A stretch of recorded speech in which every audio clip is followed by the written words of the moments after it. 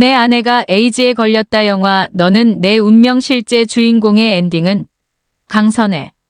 SBS 연예뉴스 강선혜 기자. 우리가 잊지 말아야 할 역사 속 그날의 이야기를 장트리오. 장현성 -장 성규 -장도연이 들려주는 SBS 꼬리에 꼬리를 무는 그날 이야기 이하 꼬꼬무. 본방송을 놓친 분들을 위해 혹은 방송을 봤지만 다시 그 내용을 곱씹고 싶은 분들을 위해 SBS 연예뉴스가 한방에 정리해드립니다. 이번에 당신에게 들려주고 싶은 그날의 이야기는 지난 26일 방송된 너는 내 운명 편입니다.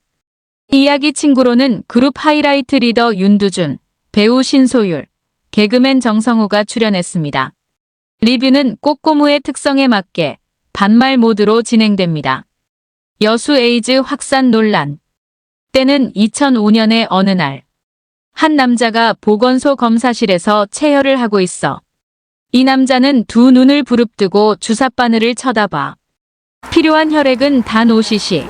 적은 양이지만 이건 아주 중요한 피야. 주사기에 점점 붉은 피가 차오르기 시작해. 그런데 바로 그때 컷. 좋습니다. 오케이. 라는 우렁찬 소리가 들려와. 지금 여기는 영화 촬영장이야. 주사기 앞에서 체열하는 장면을 찍은 남자는 배우 황정민이야. 피 한 방울의 의미가 정말 중요했던 어떤 사람의 실화를 다룬 영화를 촬영 중이야. 촬영 장소는 여수 보건소. 그 즈음에 여주 일대를 발칵 뒤집은 사건이 있었어. 그날에 대해 알기 위해 시간을 조금 더 앞으로 돌려볼게. 때는 2002년 6월. 부산에 있는 어느 식당 안이야. 구석에 자리 잡은 사람들이 식당 출입문을 주시하고 있어. 그때 문이 열리고 한 여자가 들어와. 앉아있던 사람들의 눈이 번쩍해. 저 여자 맞지? 사람들이 여자를 향해 다가가. 그리고 여자 앞을 쓱 가로막았어. 선아가명 씨, 잘 지냈어요? 선아라고 불린 여자는 당황한 듯 깜짝 놀라. 선아 씨를 찾은 사람들은 보건소 직원들이야.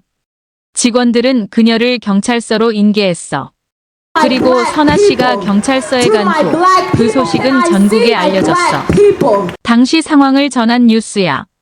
에이즈에 걸린 20대 여성이 윤락행위를 해오다 경찰에 적발됐습니다. 28살 구모 씨가 에이즈 환자로 판명된 것은 98년 3월. 2000년부터는 1년 7개월 동안 전남 여수의 윤락가에서 윤락행위를 해왔습니다. 마이너스 당시 뉴스 보도. 선아 씨의 병명은 에이즈. 근데 윤락행위를 했다는 거야. 에이즈 환자가 윤락행위를 하는 건 후천성 면역 결핍증 예방법에 따라 처벌 대상이야.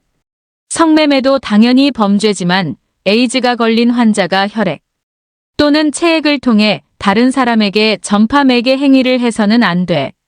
이를 어길 시 3년 이하의 징역을 받아. 이 뉴스가 보도되자 특히 더 발칵 뒤집힌 지역이 있어. 바로 선아 씨가 윤락행위를 했다는 전남 여수야. 에이즈를 퍼뜨린 마녀다. 에이즈 테러다. 복수극이다라는 소문이 퍼져나가고 여수는 에이즈로 공포의 도시가 되어버렸어. 그런데 이렇게 난리가 난 상황에 한마디도 못하고 벌벌 떨고 있는 사람들이 있어. 진짜 국민들이 에이즈에 대한 공포감이 최고였어요. 그때가. 누구 하나 나왔다 그러면 정말 난리가 나는 그런 시기였거든요. 그리고 이 질환은 어쨌든 그 당시에 만약에 보건소에 와서 이 검사를 받는다면 내가 윤락가에 가서 돈을 주고 성매매 행위를 한 걸 누군가 알게 되잖아요. 윤락가에 갔었는데 차마 검사를 할 용기는 안 생기는 거예요. 그래서 물어보고 또 언제쯤 검사를 해야 하냐, 한 번만 해도 되냐 궁금은 한데 용기가 없어서 전화로 계속 질의만 하는 경우가 굉장히 많거든요. 저희들이 계속 설득을 해요. 전화가 오면 검사 안 받고 계속 걱정만 하시면 평생을 이렇게 걱정 속에서 살게 될 거다. 저희가 기억하기로는 가장 검사를 많이 했던 날이 한 200명까지 검사를 하긴 했었어요. 마이너스 신미숙, 당시 여수보건사업과 임상병리실 근무. 그렇게 수천 명의 남자들이 검사를 받으러 왔어. 근데 윤락가를 직접 다녀온 사람 말고도 소가리를 하는 사람들이 또 있어. 남편을 의심하는 아내들, 유흥업소 종사자들, 심지어 인근 고등학생들까지. 그렇게 보건소에는 두려움을 떨다가 겨우 에이즈 검사를 받으러 오는 사람들이 이어졌어. 그런데 이 사람들의 행동에 공통점이 있어. 에이즈 검사를 받으러 온 사람들은 절대 줄을 서서 기다리지 않아. 사람이 없을 때 맞춰오거든. 아는 사람이라도 만날까, 검사를 받은 게 소문이라도 날까 두려운 거야. 그리고 한결같이 진짜 에이즈에 걸리면 죽나요? 라는 질문을 했대. 에이즈에 감염됐다고 곧바로 죽는 게 아니야. 그런데 에이즈 걸리면 무조건 죽는다는 오해가 만연했던 때야. 에이즈에 걸려도 약을 잘 먹으며 관리하면 문제없이 살아갈 수 있어. 하지만 당시 에이즈는 죽음의 병, 공포 그 자체였어. 너는 내 운명의 실제 주인공. 그런데 세상에 이런 분위기와 정반대로 선아 씨의 뉴스가 반가운 사람이 있어. 바로 선아 씨의 남편 박부현 씨. 선아 씨를 찾았다는 소식은 남편에게도 전달됐어. 이분이 황정민이 연기했던 영화 너는 내 운명의 실제 주인공이야. 2005년 개봉했던 황정민, 전도연 주연의 영화 너는 내 운명. 당시 국내 멜로 영화 중 최고의 흥행작이었어. 에이즈에 걸린 여자를 사랑한 한 남자의 순애보를 그렸지. 이 영화가 박부현 씨의 실화를 바탕으로 한 거야. 영화 속 시골 노총각 석중황정민 분과 다방 종업원 은하전도연 분은 지금 어떻게 살고 있을까? 에이즈란 병을 극복했을까? 영화의 결말 이후로 알려지지 않은 실제 이야기는 어떨까? 그래서 꼬꼬무가 직접 남편 부현 씨의 이야기를 들어봤어. 김해 경찰서에서 연락이 와서 제일 처음 알았죠. 얼른 전화 받았죠. 전화 받아보니까 김해 경찰서로 빨리 오시오 하는 거예요. 그래서 가보니까 진짜 거기 있더라고요. 에이즈 때문에 잡혀 들어갔다 하더라고요. 그러니까 충격을 얼마나 받았겠습니까 제가. 마이너스 박부현 선아 씨 남편. 선아 씨는 왜 이런 모습으로 나타났던 걸까? 그리고 영화 속 사랑은 현실에도 존재했을까? 한 번 더 시간을 거슬러 올라가서 이 두 사람의 사랑이 시작된 그 순간으로 가볼게. 때는 1999년 봄. 김해의 어느 시골 마을이야. 부현 씨는 부지런한 농사꾼이야. 자기 농사도 짓고 소작도 하고 가축도 키우고. 이렇게 열심히 일하다 보니 장가가 늦어졌어. 39살 나이 꽉 찬 노총각이야. 이런 부현 씨에게 후배 하나가 여자를 소개시켜주겠다고 했어. 얼마 후 하얀 탱자나무 아래 버스 정류장에 부현 씨가 서 있어. 그녀를 만나기로 한 날이야. 버스에서 한 여자가 내렸어. 그때 아마 봄날이었지. 꽃 피고 새 우는 봄인가 싶어. 버스를 내려서 거기서 두리번 하더라고. 그래서 내가 저게 누구고 저게 맞는가 하고 보니까 맞더라고. 마이너스 박부현 선아 씨 남편. 눈부신 햇살 속 그녀가 한 발자국씩 다가와. 점점 얼굴이 보이는데 갑자기 세상이 슬로 비디오처럼 바뀌는 마법이 펼쳐졌어. 두 사람의 핑크빛 첫 만남이었어. 사람이 귀엽게 생겼더라고 예쁘고. 설마 이런 여자가 나한테 오겠나 이런 생각이 들 정도로 예뻤어요. 그래서 첫눈에 내가 반했어요. 마이너스 박부현 선아 씨 남편. 선아 씨는 당시 25살이었어. 그녀를 보고 첫눈에 반한 부현 씨. 대뜸 날 좋아할 수 있겠나? 라며 그녀에게 직진했어. 첫 만남 뒤 선아 씨가 부현 씨네 시골집에 놀러 왔다가 그대로 같이 살게 됐어. 주위에서는 걱정 어린 시선을 보냈지. 여자가 너무 급하게 눌러앉는 게 수상하다고. 나이 차도 큰데 여자가 다른 거 노리는 거 아니냐고. 하지만 주변 사람들의 걱정은 기우였어. 두 사람은 냉수 한 그릇 떠놓고 그릇 옆에 초 하나를 세우고 나란히 앉았어. 지금은 이렇게 소박하게 하지만 나중에 돈 벌어서 멋진 결혼식을 하자고 약속하며 그렇게 둘만의 작은 결혼식을 올렸어. 다 해주고 싶대요, 막. 내가 해줄 수 있는 건 다 해주고 싶은 마음이었어요. 그 여자 아니면 안 되겠다 싶은 마음이 들더라고. 마이너스 박부현 선아씨 남편. 한창 농사일을 하다 보면 저 멀리서 선아씨가 새참을 들고 왔어. 아내는 김밥을 잘 쌌어. 집에 있는 나물, 갖가지 반찬들을 넣어 만든 아내표 김밥이 그렇게 맛있었어. 사람이 활발하고 좀 이렇게 하려고 노력하고 그런 것 같아요. 내가 동생이 없다 보니까 항상 내 동생 같기도 하고 아내 같기도 하고 내가 제일 기억나는 게 김밥. 김밥을 제일 많이 먹은 것 같아. 내가 그래서 항상 너 김밥 장사해라 그랬어. 마이너스 박부현 선아씨 남편. 봄에는 오토바이 타고 벚꽃놀이 가고 여름에는 시원한 물기 얹으며 까르르 웃고 가을에는 같이 단풍 구경 다니며 두 사람은 행복한 시간을 보냈어. 내가 등어리 업고 막 쫓아다니고 그랬습니다. 내가 많이 업고 다녔습니다. 그래 좋나? 좋다 이러면서 손바닥을 팍팍 치고. 마이너스 박부현 선아씨 남편. 아내가 좋아했던 꽃은 들국화였어. 뒷산에 올라가면 들국화로 화관을 만들어서 머리에 씌워주곤 했어. 산에 올라가면 들국화가 있잖아요. 들국화를 모자같이 만들어서 탁 끼워주고. 마이너스 박부현 선아씨 남편. 생일이면 근사한 케이크는 없어도 초코파이면 충분했어. 서로의 마음은 누구보다 서로가 잘 아니까. 비싼 옷, 값 나가는 보석은 못해줘도 오순도순 함께 있는 것만으로 큰 기쁨이야. 그때는 참 저한테는 완전 봄날이고 서로 이렇게 뽀뽀도 하고 그냥 이렇게 안으면서 뽀뽀도 하고 그랬어요. 그때가 제일 행복했던 것 같아요. 마이너스 박부현 선아씨 남편. 그런데 가끔씩 아내가 남모르게 눈물을 훔쳐. 뭔가 고민이 있는 것 같아. 내가 뭘 잘못했나? 혹시 결혼을 후회하나? 부현 씨는 아내 걱정뿐이야.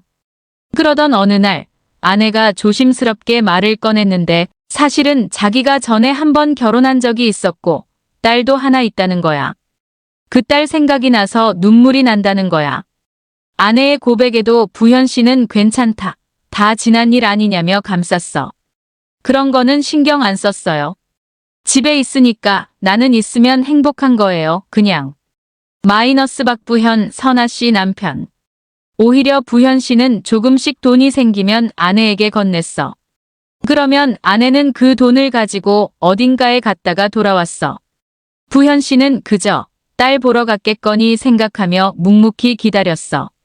자기가 낳은 딸이니까 보고 싶겠지 아마. 그래서 아마 왔다 갔다 안 했겠나 이런 생각도 들어요. 갔다 하면 일주일은 있다가 오더라고. 그냥 갔다 왔나 잘 갔다 왔나 이렇게 하고 말았어요. 그냥 너만 돌아오면 됐다 그렇게 말했어요. 마이너스 박부현 선아씨 남편. 그러던 어느 날 두 사람 앞에 한 남자가 나타났어. 남자는 부현 씨를 향해 대뜸 고함을 지르더니 욕설을 내뱉어. 선아씨의 전남편이었어. 부현 씨는 그에게 차분히 원하는 게 뭐냐고 물었어. 근데 돌아오는 대답이 기가 막혀. 선아씨를 데려가겠다는 거야. 속이 뒤집어지는 입장이지. 오장육부가 내려앉는 기분이 들더라고. 원하는 게 뭐냐고 물어보니 돈이라는 거예요. 그럼 돈이 얼마나 필요하냐고 했더니 소 한 마리 값을 줘야겠다고 그러더라고. 차라리 여자를 포기할까 이렇게 마음을 먹었는데 그래도 나하고 같이 만났는데 그렇게 할 수는 없는 거고. 그 돈을 다 줘버렸어요. 다 가져가라고. 마이너스 박부현 선아씨 남편. 결국 부현 씨는 애써 키운 소를 팔아 그 돈을 전 남편에게 건넸어. 에이즈의 공포. 그 즈음 김해 보건소는 부산 보건소에서 전화를 받았어. 자기들 쪽에서 에이즈 검사를 한 분이 김해로 주소 이전을 했는데 검사 결과 양성이 나왔다는 거야. 당시엔 보건당국이 에이즈 환자를 의무적으로 관리했어. 환자의 주거지를 파악하는 것도 중요했지. 부현 씨가 농사일을 마치고 집에 돌아갔는데 못 보던 사람들이 집에 와 있어. 보건소 직원들이야. 아내에게 알려줄 게 있어서 집을 찾아왔대. 부현 씨는 무슨 일이지 짐작도 안 가. 그런데 그때 아내와 이야기를 마친 직원들이 부현 씨를 따로 불러 조심스레 말을 건네. 아내 선아 씨가 에이즈에 걸렸다고. 약을 갖다가 한 봉지를 주고 가더라고. 그리고 나보고 콘돔 같은 걸 한가득 주고 가고. 그래서 이걸 왜 주고 가냐 했더니 관계를 하면 안 된다는 거야. 왜 안 되느냐 물어보니까 그래서 그때 얘기를 하더라고. 에이즈에 걸렸다고. 우린 행복하게 살고 있는데 그런 얘기를 들으니까 기분이 안 좋더라고요. 이게 무슨 이런 궤변이 있나 내가 그랬어요. 그리고 멱살도 잡았어요. 마이너스 박부현 선아 씨 남편. 부현 씨는 너무 화가 나. 내 아내가 에이즈라고. 에이즈라는 병이 뭔지 부현 씨도 TV에서 본 적이 있어. 몸에 반점이 생기고 불치병이라 알려졌던 병. 내 아내가 그런 병에 걸렸다고. 매일 아침 나보다 먼저 일어나서 깨끗하게 청소도 하고 밥도 하고 누구보다 밝고 활발한 이 사람이 나도 우리 선아도 건강하기만 한데 무슨 에이즈야. 화가 나서 당장 체열을 했어. 검사 결과 부현 씨는 음성이었어. 근데 선아 씨는 재검 결과도 양성이 나왔어. 이젠 사랑하는 사람이 에이즈에 걸렸다는 걸 인정할 수밖에 없어. 그럼 선아 씨는 어쩌다가 에이즈에 걸린 걸까? 질문조차도 상처가 될 수 있기에 부현 씨는 아무 말도 하지 않고 아무것도 묻지 않았어. 어떤 이유로 병에 걸렸든 간에 내가 사랑하는 사람이니까.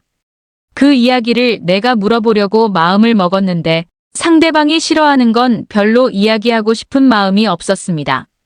그래서 모른 척하고 넘어간 거죠. 마이너스 박부현 선아 씨 남편. 그럼 에이즈는 인류 역사에서 언제부터 발병한 걸까? 인류가 에이즈란 병을 알게 된 건 1981년.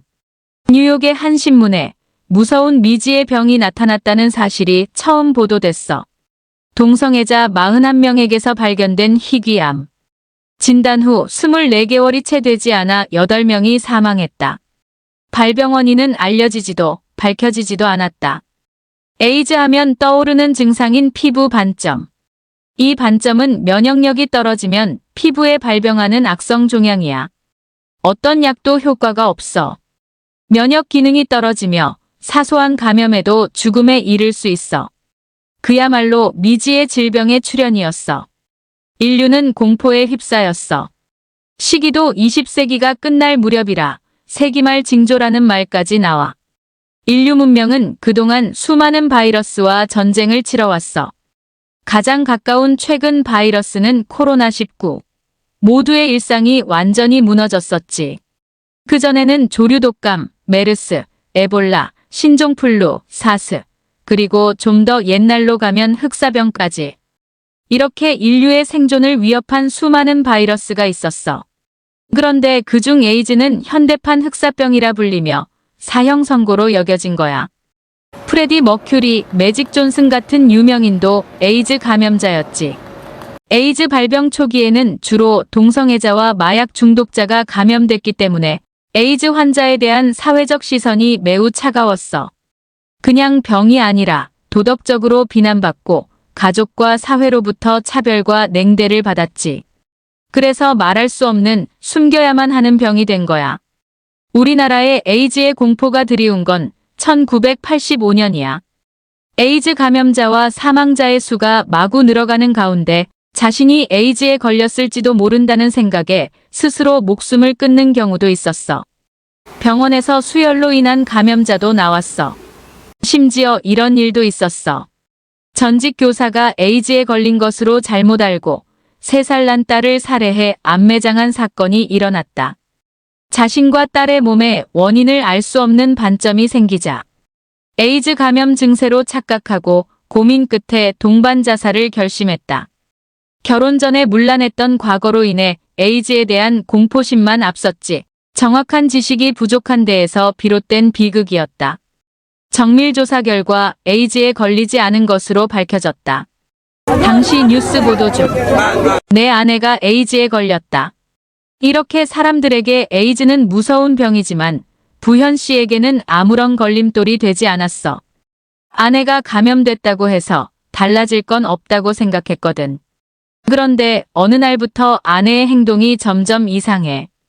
아내가 집을 나가는 일이 잦아지더니 아예 사라진 거야. 김에 바다 온 곳을 다 돌아다녔어요. 그랬는데 이거 뭐 만날 수가 있나. 가보면 없고 여기도 가보면 없고 저기도 가보면 없고. 마이너스 박부현 선아씨 남편. 주변 사람들은 이제 잊으라고 모두 말렸지만 부현씨는 사라진 아내를 기다리고 또 기다렸어. 그때는 내가 많이 기다렸죠. 오직 그 사람 생각밖에 없었으니까. 마이너스 박부현 선아씨 남편. 그렇게 시간은 1년 반이 지났고 경찰서에서 드디어 선아씨를 찾았다는 연락을 받은 거야. 부현씨는 허둥지둥 경찰서로 달려갔어. 아내는 아무 말 없이 고개를 푹 숙이고 있어. 가출 직후 일자리를 구하던 아내는 어떤 남자에게 속아 차에 탔다가 여수 윤락가에 팔려갔다는 거야. 도망 나오고 싶어도 촘촘한 감시망을 빠져나올 수가 없었대. 담당 보건소는 선아씨가 연락이 닿지 않자 행방불명자로 처리해서 질병당국에 보고했어. 그러던 중 방역당국의 추적망에 걸린 거야. 그럼 선아씨는 애초에 왜 부현씨를 떠난 걸까? 남편에게 병을 옮길까 싶어 그게 두려웠대. 모르겠어요. 왜 떠났는지 그냥 갑자기 떠나고 싶더라고. 솔직히 말하면 남편에게 에이즈를 옮길까 싶어서. 나한테 옮을까 싶어서 나도 이 사람한테 옮기기 싫은 거야. 병도 내가 덮어쓰고 가지. 마이너스 선아가명, 박부현 씨의 아내. 하지만 선아 씨가 법을 어긴 건 사실이야. 그 후 유치장에 수감된 선아 씨. 여기서 담당 검사가 불편한 건 없는지 물었는데 이 질문에 대한 선아 씨의 대답 때문에 유치장 안이 난리가 났어. 모기가 많아서 불편해요. 선아 씨를 문모기가 에이즈 바이러스를 옮길까봐 모든 수감자들이 공포에 질려버린 거야. 그럼 에이즈는 모기를 통해 감염될까? 그럼 침, 땀, 눈물로는? 악수나 포옹은 어떨까? 정답은 전부 아니오야. 모기가 흡입하는 혈액의 양이 매우 적고 모기의 체내에서 에이즈 바이러스가 증식할 수가 없대. 그래서 전파 가능성이 없어.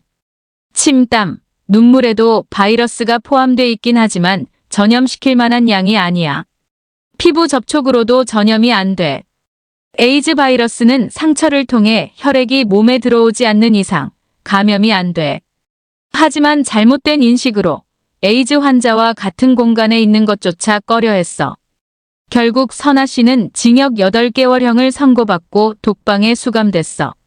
아내가 에이즈 판정을 받고 감옥까지 갔어. 그런데도 부현 씨의 마음은 변함이 없었어. 묵묵히 농사를 지었어. 그리고 평소보다 조금 일찍 일을 마무리했어. 그 후 오토바이에 시동을 걸어. 아내에게 면회 가기 위해서. 면회도 내가 한 번도 안 빠졌어요. 그때는 힘든 것도 없어요. 그게 낙인데요, 뭐. 집에서 교도소까지 2시간이야.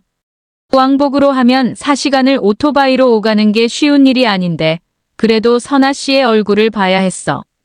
에이즈 환자가 가장 고통받는 게 가족들에게 외면받는 외로움이래. 그런데 선아 씨는 그런 걱정이 없었어. 면회실 칸막이 사이로 두 사람은 미래를 꿈꾸며 대화를 나눴어.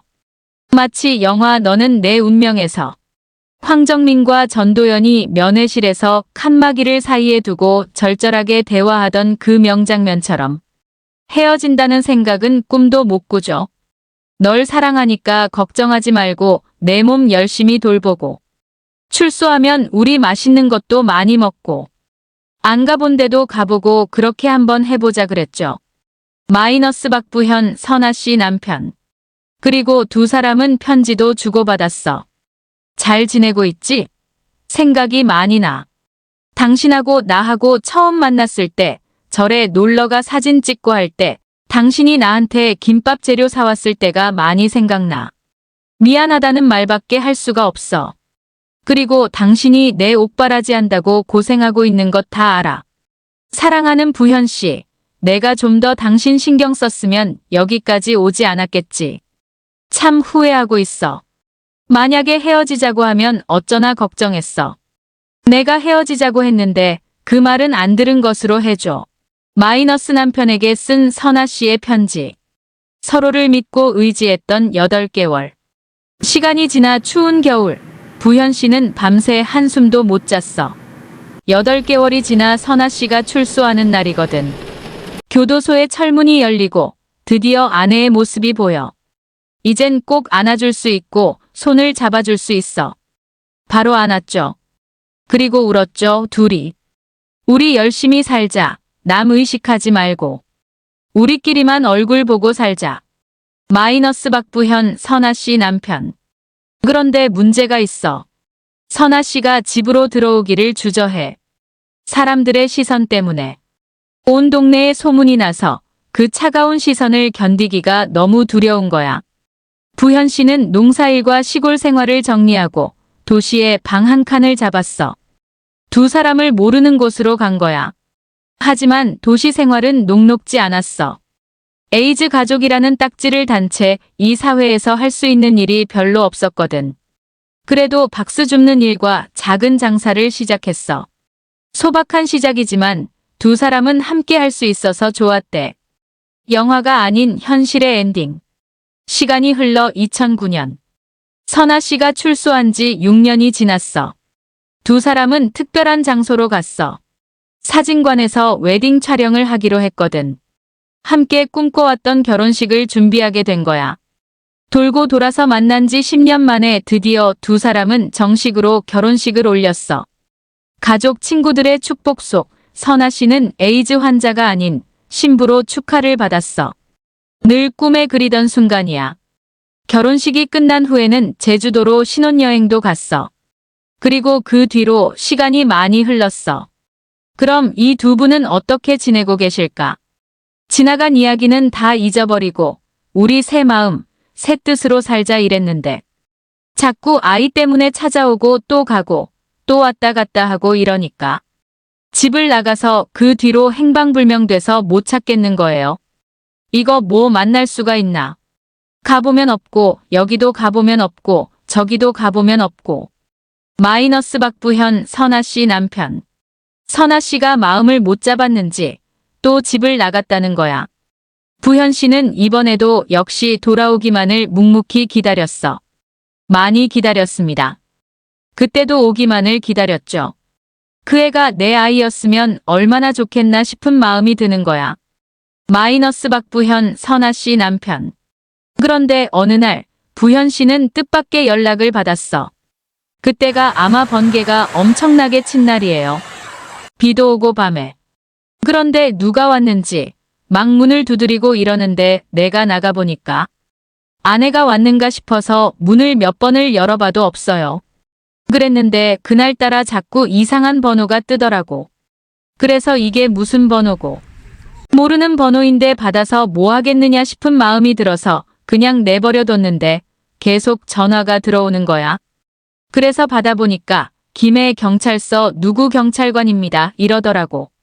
저보고 어디 병원 빨리 가보세요. 선아 씨가 죽었습니다 이러는 거야. 나는 설마 아니겠지 하면서 갔는데 가보니까 처량하게 그때 생각하면 눈물이 많이 납니다. 울기도 많이 울었고 눈물밖에 안 납니다. 마이너스 박부현, 선아 씨 남편. 선아 씨가 세상을 떠났어. 결혼식을 올리고 불과 5달 만의 일이야. 결혼식 때만 해도 선아 씨가 건강했었는데 몸이 급격히 안 좋아졌었나 봐. 에이즈에 감염됐어도 약을 잘 복용하고 관리만 잘하면 문제없이 살 수 있는데 아마도 약을 잘 챙겨 먹지 않았던 것 같아. 부현 씨는 특히 계절이 바뀔 때마다 선아 씨가 생각난대. 그녀와 함께 한벚꽃 구경, 물놀이, 단풍 구경.